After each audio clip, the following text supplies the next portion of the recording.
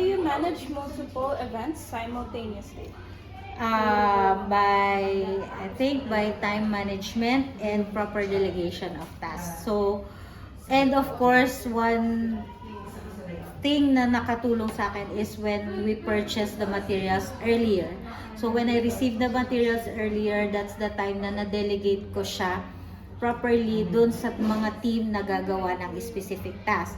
So I think for prom, we are ahead, we are prepared already 2 weeks advance because the materials came early.